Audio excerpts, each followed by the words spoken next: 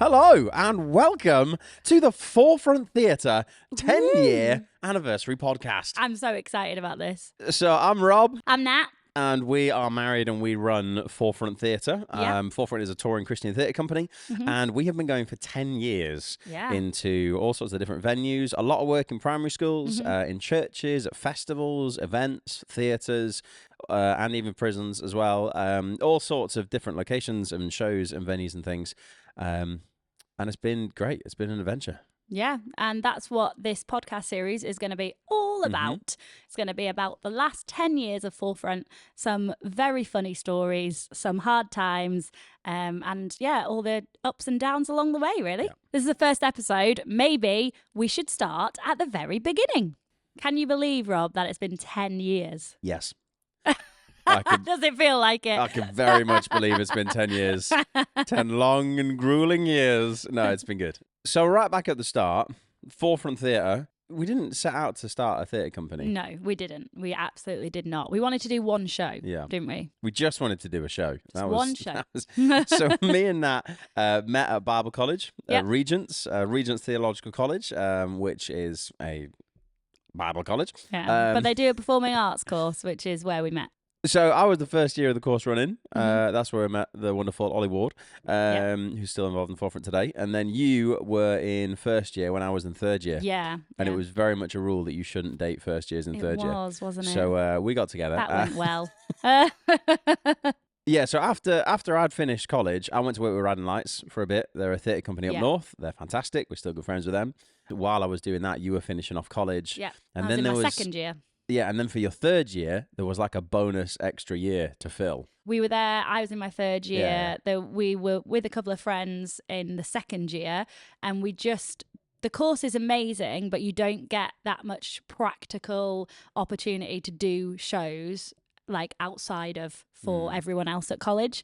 And you just spent a year touring with Riding Lights and had a lot of time because, I mean, you were doing a master's as well, but you had time around your master's.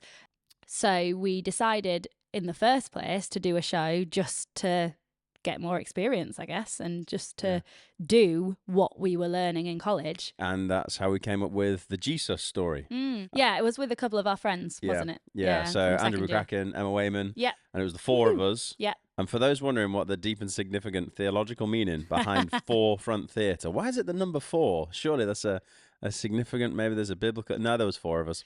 There was 4 of us. And also, and then from that, we have our really cool tagline now. Yeah, which I mean, is the tagline, great. faith at the forefront, has very much stayed true throughout the whole thing. But that was secondary. But you can't say that faith at the forefront is secondary. No, I mean, when we were getting the name, I feel like initially we decided it because there were 4 of us. And then when Andrew and Emma decided not to continue for now, then there were only 2 of us. We couldn't change the name to 2Front, could we? I feel like it developed from there, didn't it? Yeah. And then we got the tagline. And I love the tagline. And actually, we could have changed the name, couldn't we? And as 4Front became an actual company, because at the beginning we did just do that one show. And then when we became a company... But I mean, I think the whole history of 4Front is about rolling with the momentum of what we've been doing and what God's been doing. 100%. So we stuck with the name.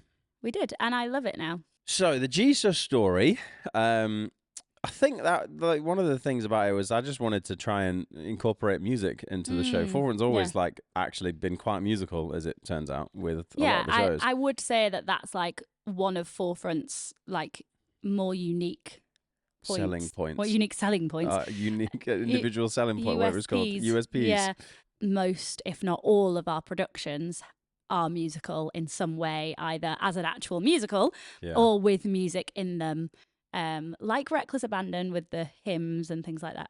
Yeah, I was very into my guitar at the time, and I stumbled upon the idea of, well, what if there was a busker in Jerusalem as an outside kind of view of the story of Jesus? I mean, one of the challenges of like Christian theatre is telling the same old story in different ways, and that's one of the like benefits of doing it, is that it's a story you hear at Easter every year. It's a story you hear throughout the year at church. And by the end of Sunday school, when you're like 16, actually the Jesus story has become something staid that you've heard a million times, even though it's the most amazing story ever. And life-changing. Yeah. And so it's finding ways of reimagining it, giving it new eyes and a fresh perspective to help us reevaluate and remember, oh yeah, this is an amazing story. Yeah, and just look at it from a different perspective sometimes. Yeah, and quite a few 4Front shows, like the Easter shows and things that we've done, have been the same old story because it's an amazing story, and we look at it from a different perspective to challenge us and reinvigorate us to the message. Yeah. So the Jesus story was just that, wasn't it? It was our first one looking at the Easter story, Jesus dying on the cross and rising again from a different perspective. Yeah, from the perspective of someone outside looking in. So not a disciple, not involved in it, didn't know what was going on, just some random dude playing guitar on the streets of Jerusalem trying to pick up. Who is not in the Bible, just so you know. I mean, they didn't have acoustic guitars in the way we imagined them back then. Well, they might have. No. But anyway, so this outside perspective, looking in on the story of Jesus, because ultimately that is what we have, an outside perspective, looking in, trying to figure it out from bits and pieces of secondhand knowledge. And also it was just kind of fun and tongue-in-cheek, and, you know, it was more casual kind of look at it, I guess. That show, we originally decided that we'd do it for like... 6 weeks? No, it wasn't even 6 weeks. It was like over the Easter break. Oh, that was like, it. So while we were in college still, me and Emma and Andrew were still studying. Yeah, you were still studying. Yeah. I was the only one not. So like, and it was my third year. So it was dissertation and final end of year production. So we were like, we'll just do it over Easter, just for a couple of weeks, like while it's the break. Yeah, because we had 6 shows booked in, and that was supposed to be the extent of it. Yeah. But then like word of mouth and people's suggestions and things got up. And then 6 months later, we were still doing the show. Yeah, we did them like most weekends for 6 months, and we even had to rehearse in other actors actually. Matt Ford, legend. Who did it with us because we couldn't all do it every time. So it was great, much longer than we thought it was going to be. Yeah, it was really good. And one of the like early 4Front-y kind of, I don't know, something that encouraged us to keep going and keep doing what we're doing was we're at Ignite Church in Elim. In Lincoln. Yeah. Ignite Elim Church in Lincoln. And after the show, this fella came up to us and he was like, I just want to thank you so much, like, for being able to see the show, because he was a guy who had like learning difficulties and dyslexia and couldn't really read the Bible and really struggled to engage with anything of scripture. But and he was a relatively new Christian, I think, as well. Yeah, only a Christian like a year, I think. But he was like, thank you so much for bringing it to life. Yeah, in a way that he could understand. Yeah. I think that's what it was, wasn't it? Yeah, that was really cool. Yeah, and that was one of the that was a big confirmation for us that what we're doing is a good thing. That it's taking the, you know, I mean, it almost seems blasphemous to be like the boring old text, but for a lot of people, it's a big book. And it's kind of inaccessible for some people. Yeah. Yeah, I mean, the only reason it's accessible to us today is because people took the effort to translate it from the original language into a language which was more accessible. And that's kind of similar to what we're doing, is that we're taking it and translating it even further into something that you can see in front of you, that you can engage with, that's immediate, as opposed to sitting down and reading a big old book, which a lot of people struggle with.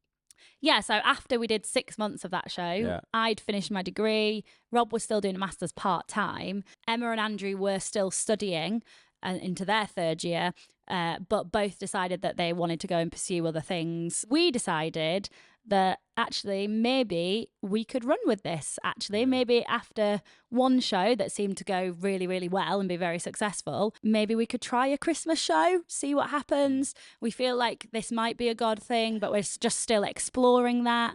And it was kind of, we had a little bit of funds available off the back of the Jesus story. I say a little bit, like we had maybe like 300 quid, I think it was. I think like what's really great about the Jesus story, which we didn't mention actually, is that we spent £150 on that show. And that was obviously just out of our own pocket. Yeah. And we literally made the set out of wallpaper and plastic poles. Do you remember that? Yeah. Oh my gosh. Which is fine, but touring that for more than 6 shows is difficult. But yeah, and it was in my Micra. And it was in your Micra. I was in a Nissan Micra with just poles hanging out the middle of it, and us all squeezed in to a very small car. Yeah. But we spent £150 on it, and we were like, if we can make £150 back, that would be really great. Because we didn't charge anything for the show. We just asked for donations afterwards. And we more than made £150 back. I can't remember how much we made, but it was, more than we were like, just please cover £150. And I think we doubled it. I think one of my everlasting memories from the Jesus story, we used to print everybody flyers. And we don't do that anymore because we're going green, but we do send them electronically. But at the beginning, we would print everybody flyers. So we just had 6 shows, and they were just in the crossover between like the end of March and the start of April. And we got all the flyers printed, and it was really expensive at the time, and got them all back, and they all said March. Do you remember that? Oh, yeah. They all said March, and actually only like the first 2 dates were in March and the rest were in April, and every single one of them said March. That was like horrendous because we just spent like a good amount of the budget of like our personal money getting these flyers printed. We'd not done it online. It wasn't really the time of like getting flyers printed cheaply. They were expensive. They were done locally. I just was gutted. I remember being so gutted that we just... You were well mad. that was Rob's fault. The very first of many admin errors because Rob was involved. And then from that point onwards, I did all the admin. Yeah. And I have done my best to avoid it ever since. So we went into our first Christmas show, Christmas Toys and an Empty Manger. It's not the most concise name, I'll be honest. It's not super catchy, not is it? Really. But it was our first one. But it was, first show, and it was set in a toy shop, and it was very fun, and the character of Woodhouse the Woodlouse was amazing. He is one of your top tier characters, I must say. Yeah, Woodhouse. He was fun. We had a couple other friends come and join us, Kirsty and James. Yeah. And we had a fun time on that tour. That was good. And that show, that was a good little tour, actually. I think you did that over 2 to 3 weeks with like probably 15 to 20 shows, I reckon. I think so, yeah. That first Christmas. Yeah. Yeah, and again, it was like, we're still exploring. We're still just kind of running with it and rolling with it. It used to be such a thing that people would tell us, just keep doing what you're doing. Yeah, that's true, actually. Remember that? Yeah. I've not heard that in years. Yeah. But actually, maybe we needed that at the beginning. I think so. A bit when we were like, oh, shall we keep doing this? Is this what God wants? For the first 3 years, the whole time we were just exploring and just running with it, and we'll just keep. And we just used to say, we'll just keep going until God says stop. Yeah. And we didn't ever have God turn around and say, some voice from the clouds or whatever, being like, this is your calling and this is what you do. But we just had so many people being like, just keep doing what you're doing. Yeah, with those words. They all used those words, didn't they? I had it about 20 to 30 times. All random over the people, country. All over, just completely unconnected. And they just kept saying, just keep doing what you're doing. And it would come from people we knew and complete randomers off the back of shows and things. Yeah, I mean, to the point that it was a bit weird. And we were like, I guess we'll just keep doing what we're doing. Doing what we're doing. Yeah. One of my favourite memories from that first Christmas show, we did a performance at a church in Birmingham, and their stage wasn't totally flat. It was kind of made up of blocks. Oh, my days, yeah. And I'd gone along to the performance, so I wasn't in the show, but I was there, and the set, again, was pretty flimsy. Was made out of flimsy poles. Because we only had £300 to do set props, costume, marketing, everything. And it literally kept falling down because depending on which bit of the stage you stood on, the stage went up and down. There was 6 blocks, and if you stepped on one, it would drop itself by a couple of centimetres as it sunk into the carpet beneath it a bit. Which made the set dodgy. Anytime you ran around, the stage would pop down like some weird playground thing. Yeah, and it's literally a kid's show, so there's loads of running around. Yeah, there was a lot of running around, jumping around, and we had this set which was across 3 of these things on the back, and so the set fell down. I think it fell down 3 times before I came on stage. Oh, and you held it. And I held it for the rest of the show. I think within the first 10 minutes it fell down 3 times, and then I was like, I'm just going to have to go on and hold it. Oh, so I literally stood backstage for the rest of the 50 minutes and I held the set up, literally held the show together, everybody. Nat has always been the one holding the show together, but in this instance, you literally physically held it together. Holding it together. That was very funny. I put my sword through it as well. It fell down and I was holding this plastic sword. It's just wallpaper, so it just went through it. Yeah, and you did. I remember the next show was just gaffered up on the back, wasn't it? Yeah, it was. Yeah. So Christmas was a success. Yeah. Went amazingly. Yeah. And it's always had a significant place in my heart because, I mean, loads of people who've heard my testimony before will know that my dad died on Christmas Day when I was younger. So I'm very familiar that Christmas is it's like the time where everyone dies. It's just you're really easy. A lot of people do die at Everyone Christmas. pops the clogs at Christmas because it's the middle of Cold, winter. yeah. It's building up to something. You've had Yeah. Christmas and they're like, oh yeah, I'll go now. For me, Christmas is like my favorite time of the year just because it's just there's so much joy, there's so much fun and family and wholesomeness and like despite like something really miserable that could be attached to it, there's something so much more joyful and more positive that can be found in it, in the celebration of Christmas, in the celebration of a savior, in the start of the whole plan of forgiveness. Everything to do with Jesus is so much more of a reason to celebrate than being sad about losing a loved one. So for me, I'm always a big fan of let's go all out at Christmas and have some fun and celebrate a real reason to be joyful beyond tinsel and crackers and things. The hope that we have. Literally, being born at Christmas. So in equal measure, we embrace the silliness and fun and festive and just frivolity of a panto, but we make sure that it's all rooted in the message of the nativity, that there is a reason for real, genuine joy so we can celebrate and just have fun at Christmas. Definitely. I love Christmas shows. You do? I think are they your favourite shows, the Christmas shows? I think so. Yeah. Yeah. What is your favourite show? Well, we're here now. Let's just ask it. What's your favourite show, Rob? My favourite, it's got to be Chuck Blaze. Chuck Blaze every time. Chuck Blaze and the Cradle of Life. That was the third Christmas show. Chuck Blaze is you. Yeah. It was just me. It's Indiana Jones It's style. Indiana Jones meets Johnny Bravo. So, and it was just over the top. Ha ha! Chuck Blaze, adventure awaits, and not knowing what I'm doing at all. Yeah. And just running in head first with overconfidence. Chuck Blaze has no abilities or skills aside from overconfidence, and that is me. I think we should bring that show back, actually. I would love to revisit Chuck Blaze. I had so much fun on it. It's been, 7 or 8 years since we did Chuck Blaze, so maybe it will make a return. It was a good one. Shall I tell you what my favourite show is? Go on. Christmas Castaways, also a Christmas show. Yeah, that was so fun. I loved Christmas Castaways. It was so good. It was my first proper tour with 4Front because I was mainly doing all the admin stuff. And we did it 2 years in a row. And I wasn't even meant to be on it, actually. Yeah. I last minute stood in because the other person couldn't do it. Yeah. And I think that, I feel like it was part of the making of me, actually. Oh, fully, yeah. I just, flourished in that environment. Yeah, Chuck Blaze and Christmas Castaways, that was a good year for us. 2017, wasn't it? Yeah. Where we were both on the road separately. It was fun. Yeah, it was really, really we good. have really good teams as well. Brilliant teams, yeah. You had a great time. Oh, Jake Steve and Jake. Stephen, amazing. And then the next year, Richard and Jake as well, absolutely brilliant. Yeah.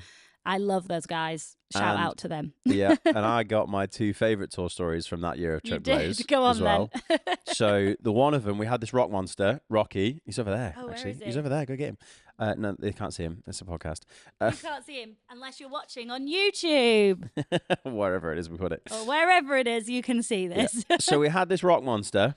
And he was he was frozen as a statue and then would come alive behind us and we'd turn around and look at him and he's froze again. And then, no, there's nothing there. He's behind you. No, there's nothing there. He's behind, that kind of thing.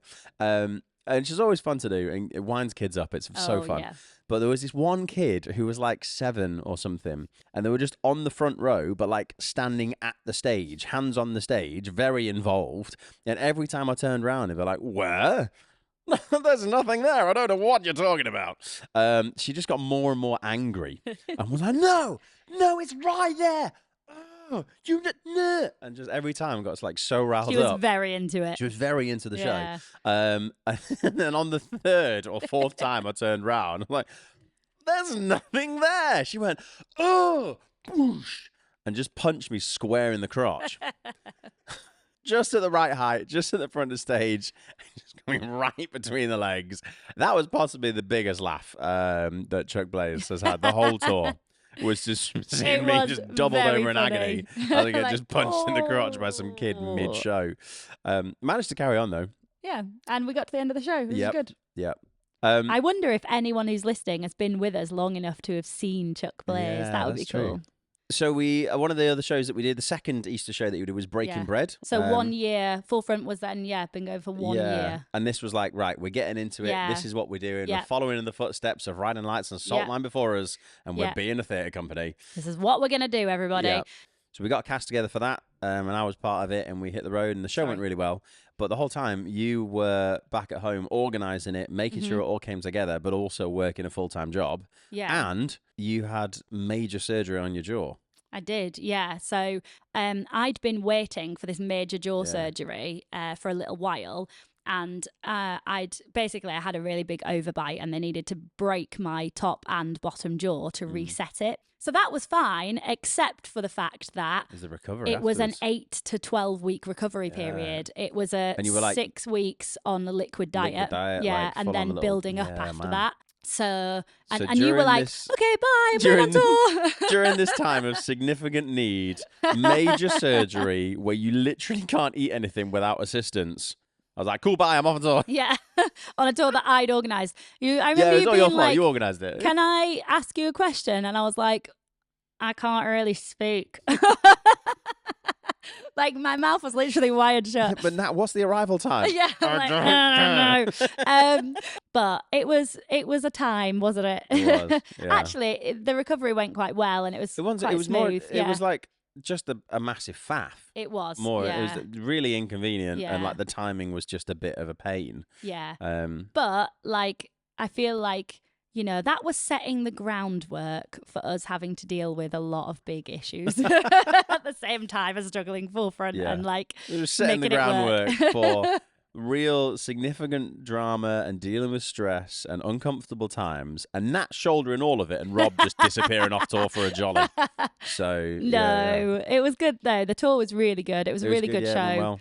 And a great team. So, from the early days of 4Front, figuring it all out and just being told to keep doing what we're doing to kind of confirm that I think maybe this is what God wants us to do. Yeah, we kind of formed 4Front, and then off the back of that, we were on the road. We were doing our thing, and it was a good thing. I think that, we couldn't do this first episode of podcast without saying thank you to Regents, actually, and to Rich Hasnett specifically. Because, he was and still is leading the Performing Arts course at Regents. And, that's where we met, and we learned so much there. And Rich had a big input into our life and into starting 4Front. Yeah, totally. Yeah, and my other reflection, I think, upon finishing this episode is that we've had fun, haven't we?